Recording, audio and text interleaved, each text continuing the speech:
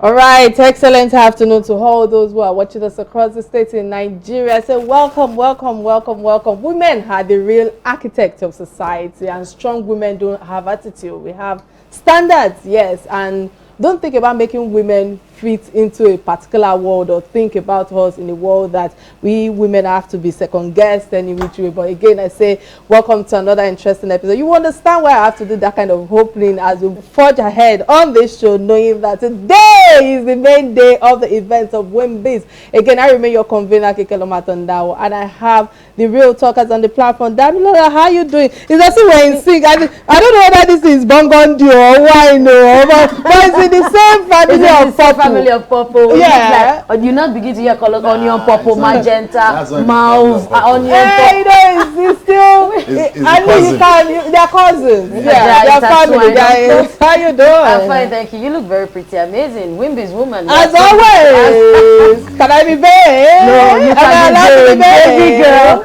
Good afternoon from everywhere you're seeing us today. I hope it's a beautiful day with you. Yes, it's a mixed weather. When I was coming from the mainland, it was raining terribly, and on the island here, it's quite dry. So it shows us that we are living in a diverse world. Be good. Yes, so it only goes to say one thing, God. God. It's not man. Kike, Damian said you're looking good. I mean, do I need to re-echo that? You're looking beautiful. Thank you, as always. I can already see you're adorning with WIMBIZ. That's because we'll hear more about where you're coming from. Guys, welcome. It's the RTWK show. My name is Marshall Anthony Onoya. Today, not minding that it's going to be mostly about the women. I'm representing the guys here. So, guys, join us here. All right, a good thing that we have a representative from the men, and from there's no gender disparity on this table. I know there's an inclusion of both genders because that rules the world, and we need each other to forge ahead. All right, quickly, let's hear what on this day in history segment. I have to remind us because Niger Delta Avengers, you know, they actually reminded us what happened exactly 5 years ago. Let's listen more to on this day in history segment. Stay with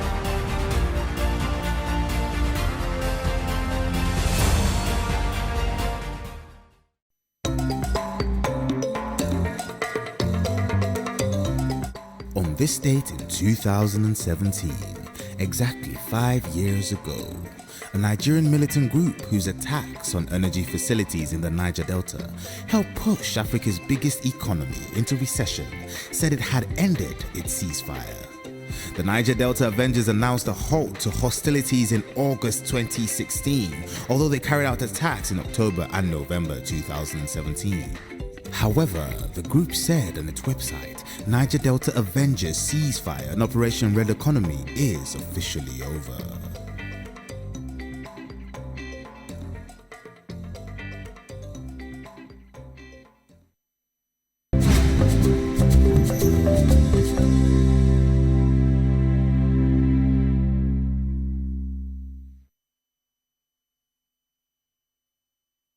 All right, many thanks for staying with us. Dami, let me come to you quickly. What's your day on this day in history segment? If on this day in history segment about 5 years ago could it just shows us empathy, whatever it is. They decided to cease fire because there was an economic recession. It shows that no matter how tight the matter be, some people still have the fear of God, no matter how little. At least there was economic recession already. If they continue to bomb and bomb, people will keep losing life and properties. And what is their aim of having to fight if at the end of the day there's no justification for it? So for me it's like so militants will have iota of empathy. If they can have, our politicians too should have me. Yeah.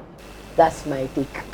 Well, they had at some time preferred to be called freedom fighters, and so you know that's why the negotiations with the federal government had gone in well. You know, had the integration, the federal government discussion had integrated well with them. Because when you say militants have sympathy, and you know, it doesn't really sit well. But yeah, because they considered themselves freedom fighter and they were negotiating at the time with federal government, they needed to consider certain indices that were playing out in the economy. Yes, and ceasing fire. But you know, while that was going on, I and Kike had a chit chat, and we're talking about whether they ceased fire and later threatened to continue. And Kike was saying, you know, because people were not minding the fact that they had withheld their attacks, and that's why they needed to again come up to say, look, don't take our quietness for stupidity. All right. Many thanks for your submission. I think for me, let's establish the fact that this happened exactly 5 years ago, and I feel it's a reflection of where we are today, and it's a reflection of the fact that there was a time where the sect, were actually, attacking the nation, attacking the peace of our country.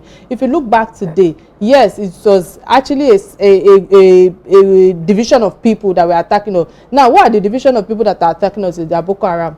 There's always some group, so to speak, that brings some divides to the country. So I'm asking myself, how are we working together to stop all of this divide? How are we working together to bring peace and love and harmony in our country, where one sector will not come up tomorrow without me not mentioning any names, either ethnic divides or something and the likes and all of that. I think that is my takeaway from there. And the fact that if something like that can happen to our military departments, does that tell us that even the citizens themselves are not safe? That's also one of the messages that I took away from on this history segment. How we want to work together is what I feel that we should actually emphasize on this history segment, so that all of this, what's it called, the way the image of Nigeria is being perceived outside the country can actually be better and change. All right. On this note, I think it's time for us to get a quick message from our sponsors. Please stay with us. We'll be right back.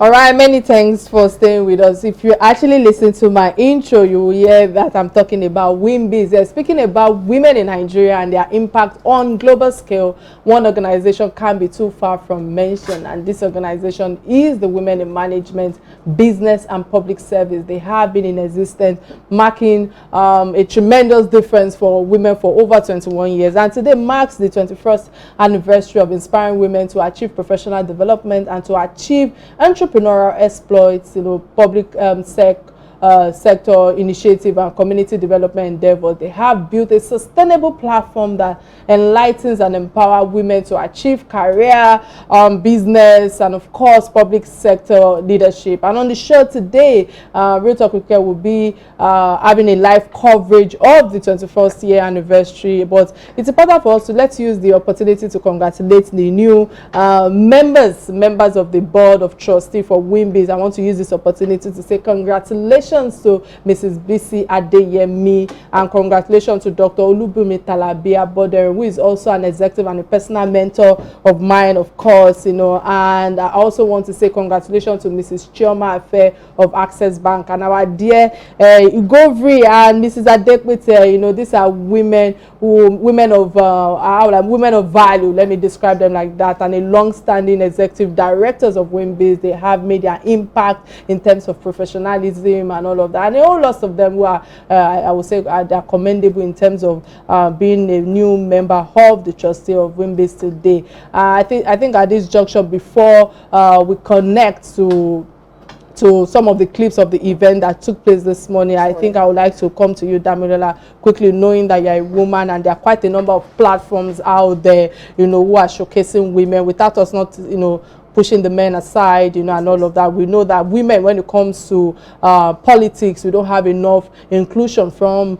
the men, so to speak, but having a platform, that is giving us a say, so to speak, a voice, to lend our voice for inclusion in terms of WIMPOL and the likes and all of that. What's your take on this great platform, WIMBIZ? I think there's no way we can remove the men from the women. It's who are men. Yeah. So we're always together. If the men allow us to come to the table, we have something to contribute. It's very nice that these few days, awareness is springing up faster and louder than it used to be. A lot of advocacy than it used to be in some 5-10 years back. And a lot of women have left the psychological thinking of, we are just meant for the kitchen, and they are following their dreams, their aspirations.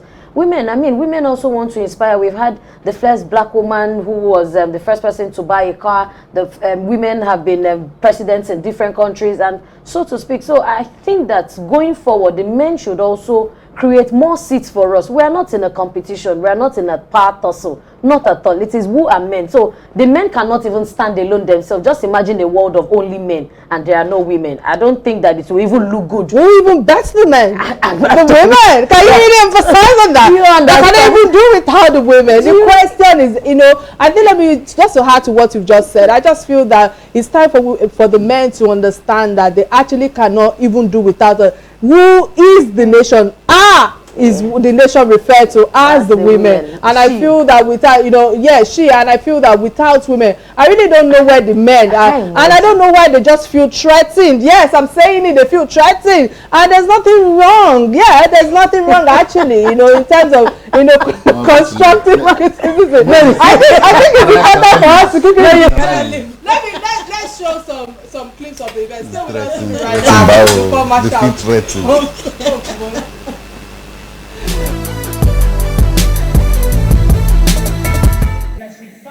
Into the future, let's go further together. I welcome you once again to this conference and urge you to strap in for an exciting 2 days for an inspiring and impactful and transformative conference. Thank you for being here.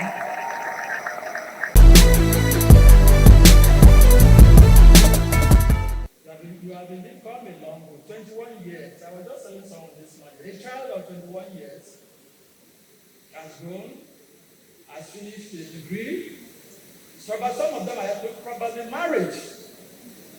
So 21 years is a grown-up. We're grown up.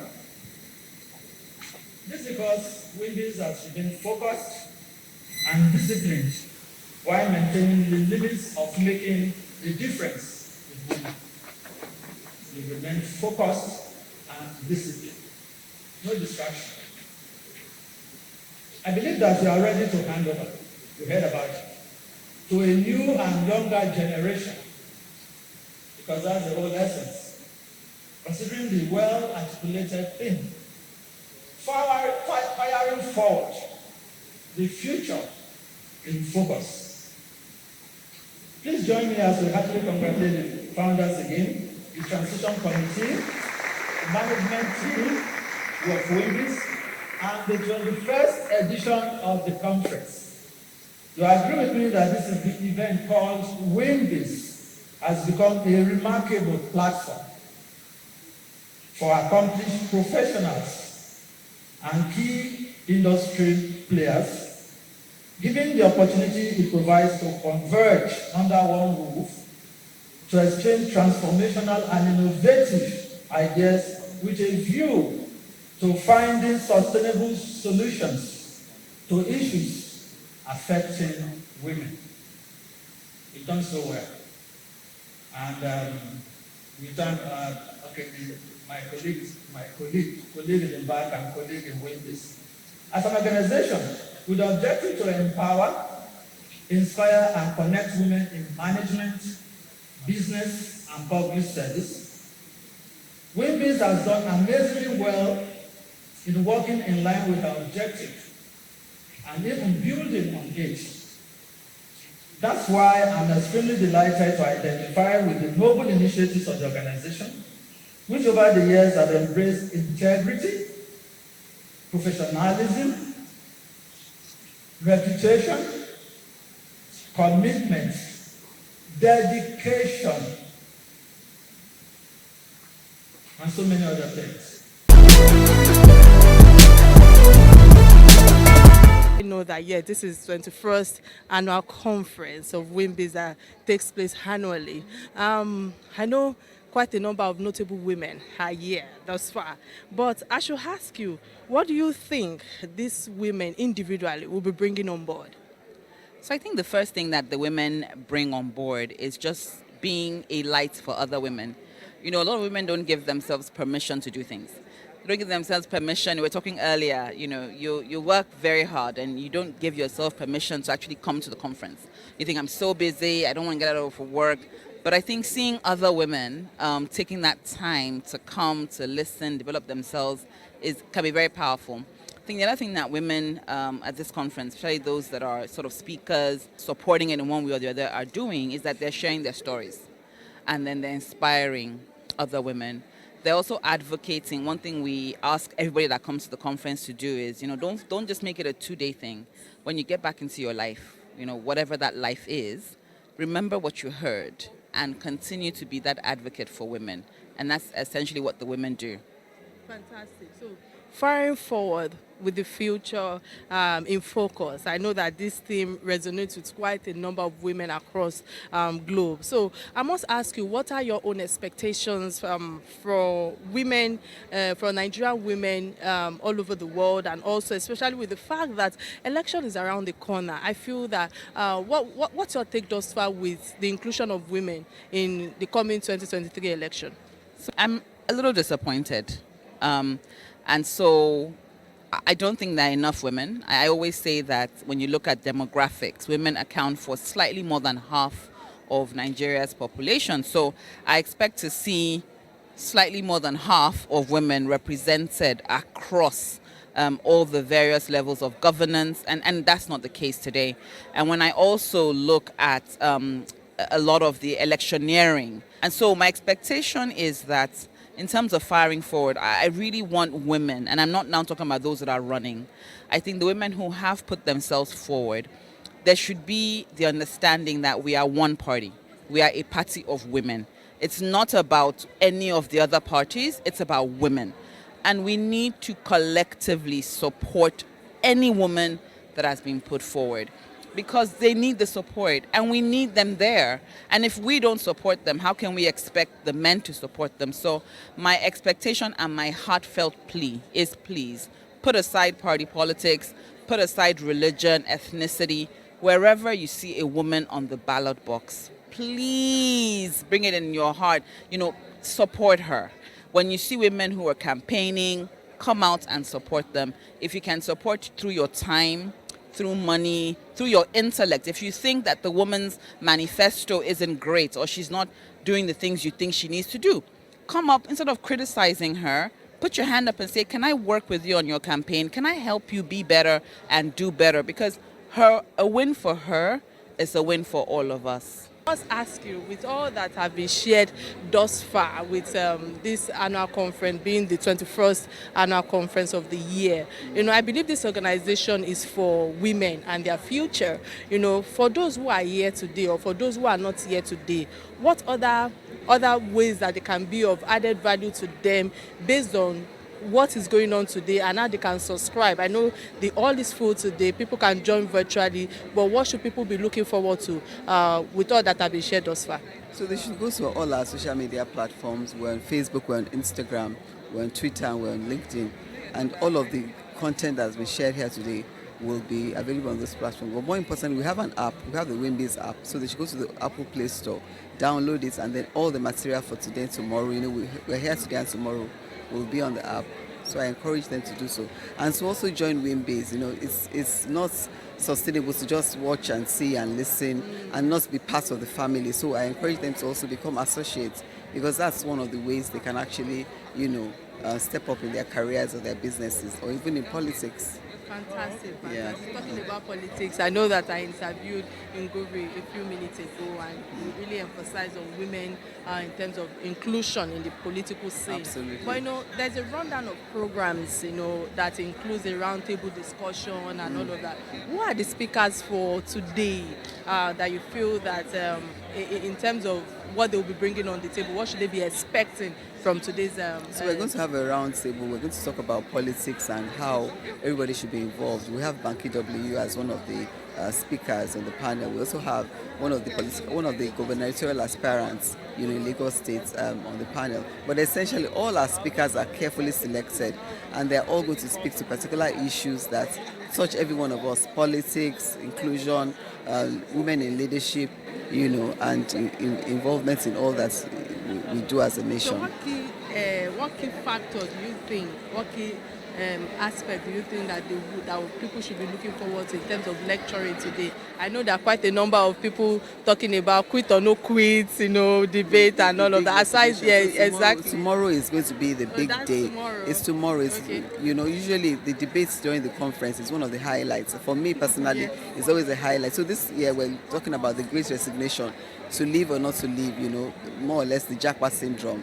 So we're going to have people speaking for and against, and I assure you that that is one of the highlights of the program. And they're not just speaking up from a comical perspective, but they bring on great ideas, great facts, on the two sides of the divide. So I'll encourage those who are online or here to stay till tomorrow to listen out for the debates. You'll enjoy it.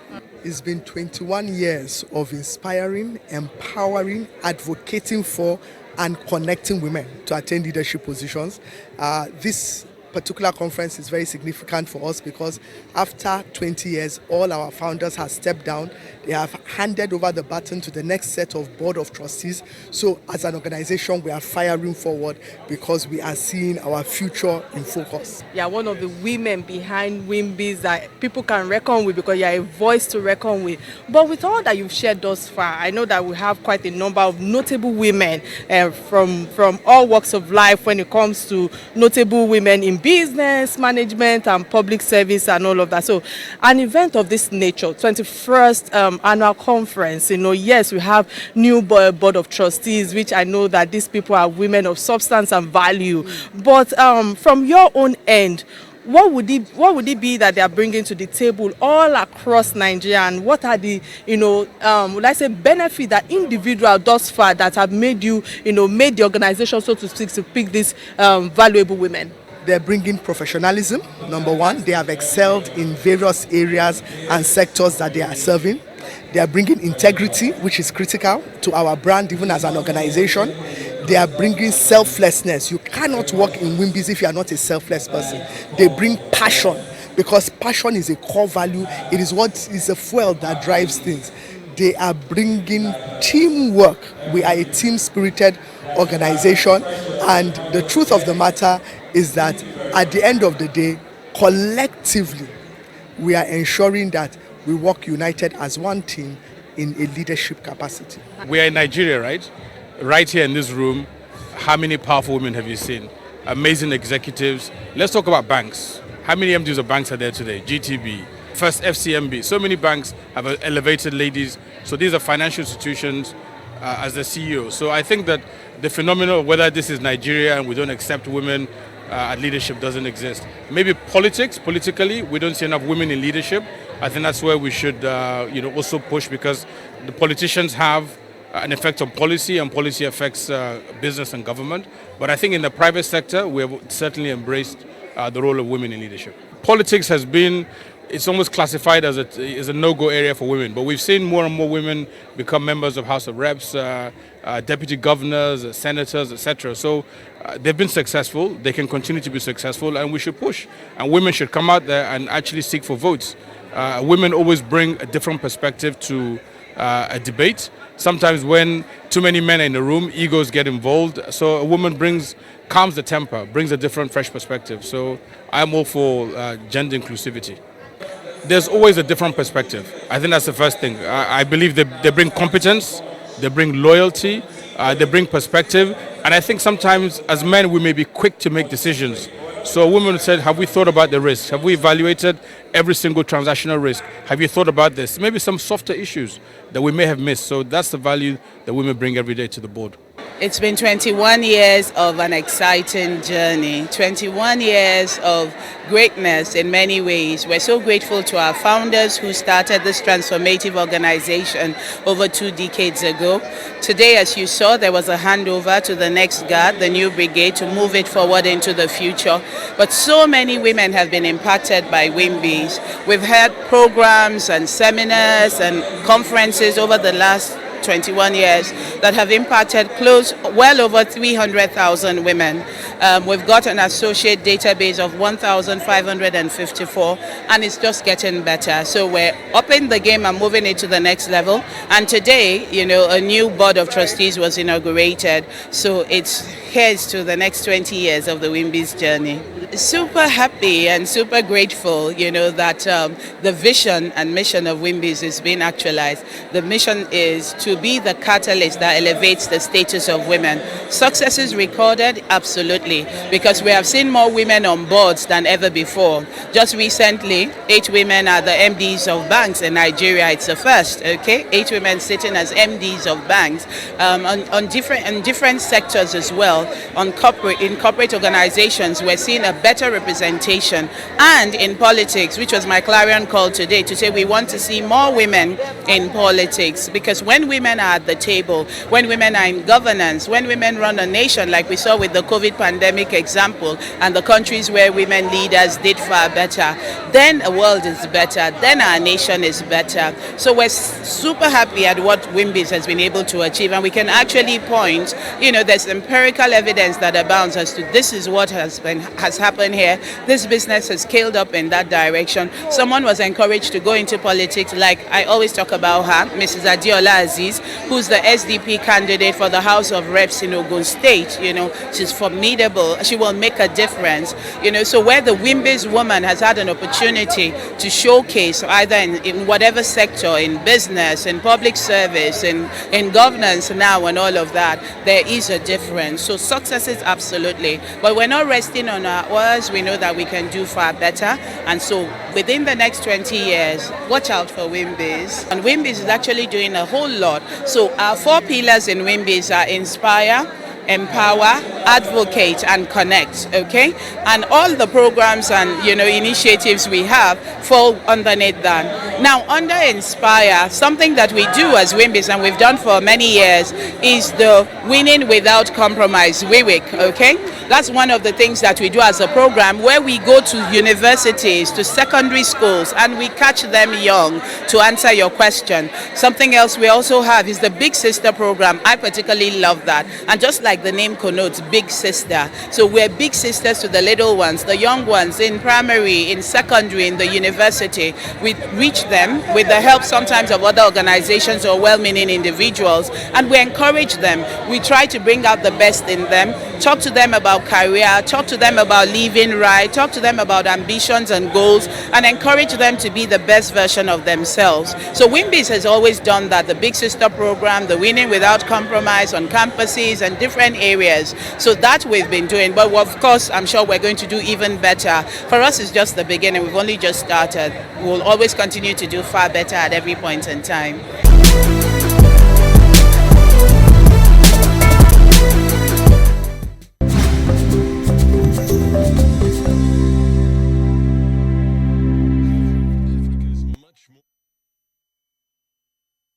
Hi, many thanks for staying with us. Again, if you are just joining us, we're talking about WIMBIZ, and today's conversation is about the 21st WIMBIZ anniversary, just like you've just seen the first clip of the show today that we covered. And the theme that for this year is about firing forward, the future in focus. Before we join our correspondent at the events venue right now, let me quickly come to Marsha. Marsha, what's your take thus far with all the submission of the new members of WIMBIZ today, knowing that there's a transitioning that have taken place, of those who have actually, managed the organization for 20 years, actually 22 decades. What I saw there, what I saw is people that are actually fired up.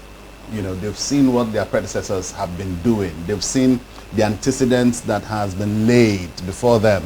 And I saw people that cannot wait to fit into the shoes of their predecessors, to possibly, do better than their predecessors have. It's interesting to see a kind of organization that is inspiring women this much.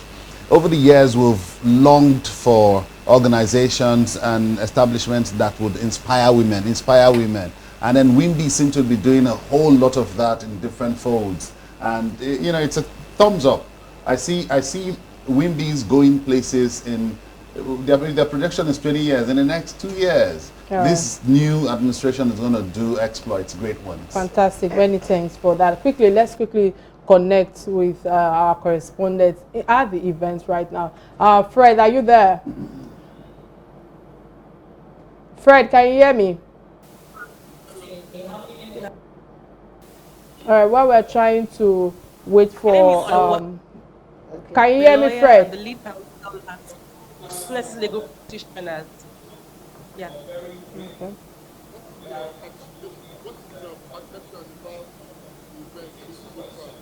Thus far,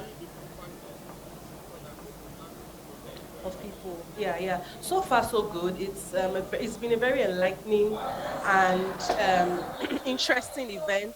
The turnout of the even the delegates, not talk of the guests that we've been, has been talking to us on various topics. It has been really, really impressive. We've learned so much. We've delved into areas like leadership beyond borders, global relevance in the workplace, and also one of the things that has really stood out is how WIMBIZ has emphasized the importance of women participating in politics and diversity, in politics in Nigeria. Even apart from women, people living with disabilities and just people from all walks of life, the inclusivity in politics. So that's been very impressive. Yeah. Yeah, I think this year, like I said, this year there's been a lot of emphasis on politics. I remember the last conference which I attended, emphasis was on legacy, building a legacy in business and in every organization that you are involved in building, in Nigeria. But this year, one thing that stood out is the emphasis on women and even generally women and men participating in politics and in men also supporting, the diversity because we all understand the gender inequality and imbalance that that's been pervading the so the men participating, so a lot of our speakers have been not just women, but men as well, sharing their thoughts and also sharing their encouragement for women to participate in politics. And I think it's because of the current, elections are coming, but elections are coming, very close next year. So I think because of that, the emphasis on politics has been really key, and I think it's very important. Okay. Okay. For those that are not here today, I understand that WIMBIZ have social media channels. I, for one, follow WIMBIZ on Instagram. So I'm sure on the Instagram page, they are posting updates, posting clips from this conference. So I'm sure if you follow them, pages on Instagram, or even maybe on Facebook, you can, have a glimpse or you know, get a feel of what's happening here right now and learn one or two things from them. All right. Thank you. All right, many thanks, Fred and the team, for a good interview right there at the live feed that is going on at the WIMBIZ 21st annual conference, which is still ongoing. But Damilola, quickly, let me come to you. If you hear what all the new directors, new appointees have said, it's like there's a clarion call, so to speak, about women in politics. It's like it's high time that women need to spread themselves or push themselves to the political corridor, and of course when it comes to taking that leadership role in most organizations. What's your take thus far from all that have been shared? Even hearing the person that they just interviewed, she too emphasized on politics, because when it comes to politics today, we cannot separate ourselves from it. It affects us all. Everybody. For me, looking at everybody in the hall and the firing forward, inclusion in politics, people have talked about women in politics, passion, selflessness. I think that if I'm not going to mince words, in the next 4 to 8 years, WIMBIZ will produce the first Lagos State governor. I hope so. I bet so. We will get to that. Speak point. into the heart. I'm telling you. And I'm going to be the next governor of Lagos State. We will vote, Ke, because you're part of WIMBIZ. I mean, it's already time. It's about time that we start seeing with our eyes. These things are audible to the deaf and visible to the blind. Look at the convergence of a lot of women from all around Nigeria. Everybody is there, firing up, firing forward. And you're saying that somebody would not have had the thought that, oh, I could do it. Kike had thought about it, that I could become the first governor. I have the apparatus to do this. I have people to back me up. I have the capacity, the capability, the knowledge to run it. So and also, I'm from Isalekolowo Borochila. I emphasize further. Yes, my great grandfather is actually buried at the roundabout in Mandela. So sometimes when I tell people I'm a Lagosian, I'm not just saying I'm a Lagosian by coming into Lagos to live like some people, yourself, no, I'm not just coming into Lagos as birth, I'm a true negotian. She's fired I'm forward. From the Taiwo. That's the future and focus. And I must take the lead when it comes to, the leadership role in politics in Lagos State. Yes, I think it's time for me to actually. No, just support now. Just support. Because to be honest, I keep discussing with my friends. Marsha, let me come to you now to tell you that, I keep saying to him that no, I really don't want to be behind. I'm not submissive to you. Not that I don't want to, support you. Do you understand? I also have ambition. I have my own aspiration to say that I want to contribute to this quarter of politics. I have something to offer. I have lives to impact. And listening to all that is happening today, I cannot help but say that. But quickly, Marshall, before we go further, I need to hear your own perception about this event, considering the large turnout of attendees and the number of decision makers basically that attended this event.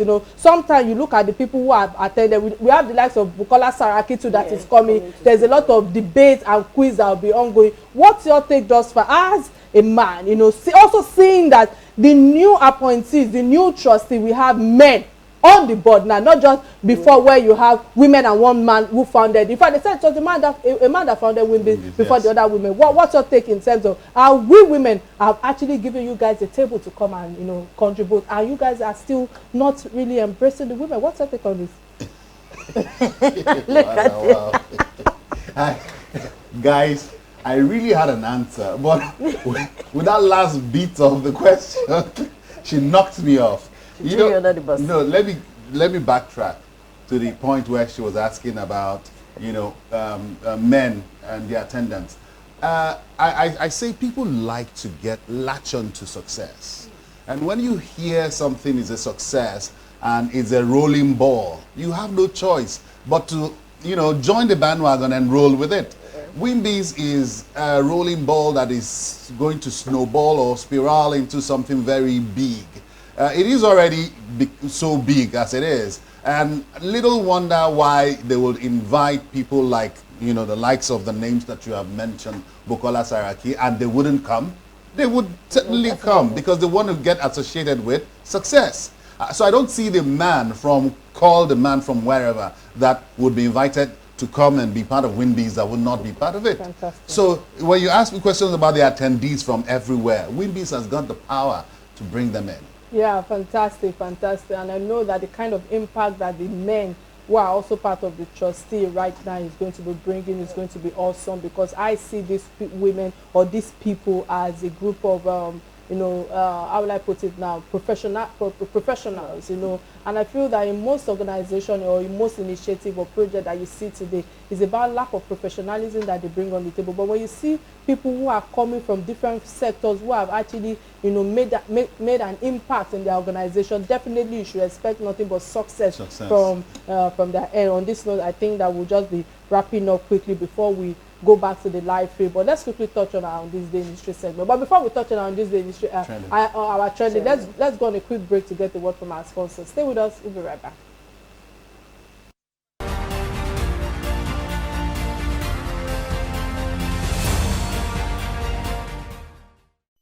All right, many thanks for staying with us. If you are just joining us, we've been discussing the 21st annual conference of WIMBIZ that is still ongoing at the moment at Eko Hotel and Suite. Yeah, the physical attendance is fully booked, but of course you can join them virtually and go on WIMBIZ platform on Instagram to follow the full process to be part of this successful event. So quickly, we will be touching on our trending story. The first trending story that caught our attention is that of the Afenifere group, that there's a divide. It's been divided over support for presidential candidate. Let me come to you quickly. What's your take with this trending? When it always gets to election period, we'll be able to separate the wheat from the chaff. What I mean is that everybody has a stake, everybody has a say. And the way the climes have changed, we have continually told each other to let people support whoever they want to support in peace. But however, because Afenifere is also a group, it's a socio-economic group that we look up to, a lot of us look up to say some of our founding fathers are still alive and God is giving them age and they are aging gracefully. And we hope that they will be able to put their foot down in the sense that they should give us a clear direction of what they want to go. We have a group of people under one body. Just looking at what is happening to one of our political parties today, and that division might not let them achieve the unification of what they want at the end of the day. Because if Afenifere, what you said? Which one? The umbrella party. Okay. They have a huge division now, and that division, a lot of people have said, okay, it might not affect them, it might affect them. Who knows at the end of the day? If it will affect them, why not put your camp in order? But for Afenifere, I really do not have an objection. Some people will support the APC, some people are supporting the Labour Party. At the end of the day, come February, April, March, April 2023, everybody knows where they stand. Simple. All right, if you say simple, Marshall, I don't think it's that simple. But yes, I know that come 2023, everybody will know where they stand. But it is easy to see that there's a divide in the support of the presidential candidates in the Afenifere group. Yes, I remember interviewing Adebanjo, and I know a lot of submission that he gave. Even his own children were concerned. They were calling me back and forth and saying, Kike, no, don't put this, don't do this, don't do that, because people are tiptoeing. We are in a place where we just have to say the truth, to look for how to look for solution in our country. There has been, rising dust since the visit of Asiwaju to the elder Fashoratimi, who placed his hand on his head of Tinubu and prayed for him. There are a lot of mixed reactions on socials regarding that, in terms of indication of acceptance and support. But the Parotimi Fashoroti and Pa Ayo Adebanjo, have differ over support for presidential candidates and the group's leadership position. It is clear that Pa Ayo Adebanjo is in support of Peter Obi, with all that he has shared thus far, that Labour Party candidate. Well, it is also, as far as I'm concerned, a play of politics that I see right there, and everybody has a right to support the candidate he or she feels that will be of good to our country. It's just that I just feel that all of this doesn't break us apart, because I feel that with all that is going on at the moment, with this all different groups, look at what we were discussing on this day on this day in history segment about divide and the likes and all of that. So we need to understand that this organized ethnicity background needs to be put behind. Members of same family, you will see them, they don't support the same candidates and all of that. It doesn't take away the family unity or sense of togetherness. So let me put it out there, because I've seen husband and wife that will say, husband will say I support this, or wife will say I support that one, and all of that. By the end of the evening, they come together in terms of together. I think that Pa Adebanjo and other elders of the Afenifere group should just respect the choices of their fellow elders. At the end of the day, what matters to the Afenifere group should be that who do they want to support. Whoever they want to support that wants to emerge as a president has to take an action, or the nation forward in a way that will be firing up, like WIMBIZ has said. And, it's just unfortunate that this is happening among our leaders, especially in the Yoruba group. Yeah, I know that in all the parties at the moment, there's one crisis or the other that if it's not weaker in PDP that is causing the friction, it is the Afenifere group in the other party. And some people are saying they don't the first ladies supporters in Adamawa, they are not in Kiniko with the campaign, whatever. You will see the Labour people, Peter Obi, they will say that obedient people are this. The confusion is too much, and I just feel that this is exactly what might lead us to unnecessary insecurity come February 2023. I don't know if you have much to say to this. No, I mean, you've said it all. There's nothing more to say. And I still concur with Dami saying, look, on that day, Nigerians will come out and vote. The votes will be counted. Our president will emerge. Afenifere, put your house together, because you will exist beyond 2023, beyond even the political parties. So it's about togetherness and not creating unity amongst themselves, not divide. We have had enough divide that has brought us to where we are today. All right, moving on. The second trending story that caught our attention is that of the dollar crisis. That's EFCC arrest 87 forex dealers. Basha, let me come to you before I give my submission. What's your take on this? Yes, well, when the announcement was made on the Naira redesign, EFCC celebrated, because they've been waiting. It's one technique that these criminals will use in giving themselves away. And so going right now, it's not about, don't get it wrong, don't get it twisted. Now, the arresting of the proprietors of these bureaux de change is not as a result of the design of the Naira. These are, well, you can maybe plug it in. It's from monies that have been laundered and monies that have been, for lack of a better word, washed into the system, trying to, you know, get them back and buy dollar and all of that. And they are beginning to trace them to some fraudulent characters and individuals. And that was why they went out en masse to, you know, pick those guys. It's good work. It's good news. And we're going to see more of those kind of things come November, when November, December, when the Naira will be redesigned. We're going to see, you saw the video making the rounds of truckload of Naira, you know, being moved to wherever, and then another one that was unearthing Naira from the ground and all of that. So we're going to see more of these kind of people being apprehended. All right, you know, many thanks for that. I just feel that I think it's you and I that have brought the damage, you know, to this nation. Let's be realistic. And when I say you and I, we are the ones, you know, blowing the dollar crisis out of proportion. Over 90% of Nigerians today, or Nigerian, you know, do not have direct need or contact with foreign currency, no matter how much you want to look at, except a few who are travelers, you know, or some of us who are, you know, into international finance business, like importing and exporting and the likes. And so now I'm asking myself, the dollar is falling, so to speak. Our Naira is falling, so to speak.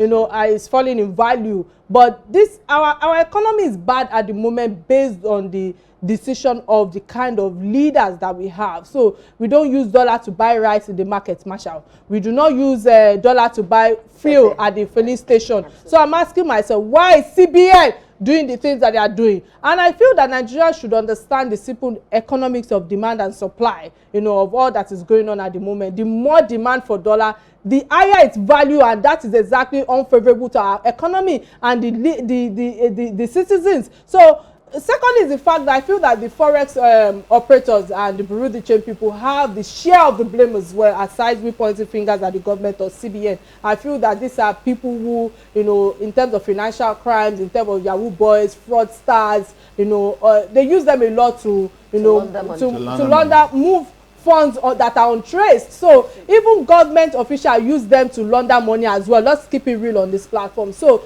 what are we saying here? Who are we deceiving again is the question I'm asking. So finally is the fact that I just feel that the government and the CBN, I really want to emphasize on CBN at the moment, you know, they have the largest share of blame, Damilola, as far as I'm concerned. We all know that bureau de change don't have, they don't import dollar. They don't import dollar. They got it from the bank, either the back door or whatever. I stand to be corrected, guys. But you know, through our commercial banks and all of that, and the help of CBN who have license to them. So at the end of the day, I ask myself, even though I understand that there are some bureau de change who have license to what they are doing, do you understand? If you catch any bureau de change today, Damilola, as long as he or she have license, you are going to be free. So the question is, can CBN actually come together and actually do what it is? You know these people, can you go after them? There are quite a number of people that are being caught now, like we're reporting, that are bringing out all the old notes and the likes and all of that, and they are catching them. The question is, they know these people and they were waiting for them.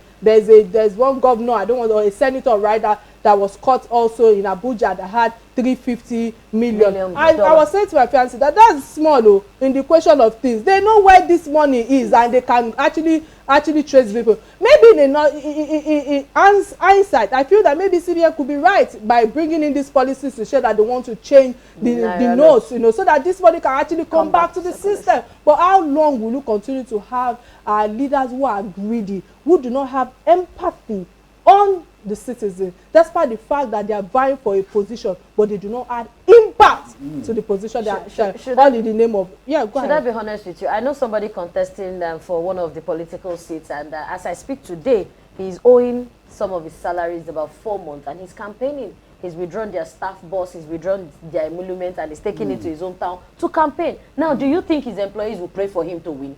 because you're campaigning already, you have staffed them 4 months. I don't even think it's not praying. I just feel that we even need to we need to actually detach ourselves from religious sentiment. It's not even about prayer. It's about the fact that we need to start looking at the records of our leaders, where they are coming from, to be able to see if these people are capable to lead wherever they are vying for. So Nigerians just need to wake up come 2023, and it's just unfortunate that all of this is happening, and we just need a visionary leader that can bring us out of this mess. It's unfortunate. On this note, I think before, thank God that the technical director was not running commentary in my ears. I kept the time today. On this note, this is where we draw the curtains of the show. So we'll come your way next week. Oh, sorry, yes, on Thursday. Remember to be kind to one another. Put a smile on somebody, so regardless of how Nigeria is doing you. It's doing everybody. Many thanks to my co-host. I make it tell them Atanda-Owo. I'm Dami. And Dami, I want to say thank you for bringing your baby to the studio today. Oh my God, Bye, yes, guys. My name is Marshall Ernst.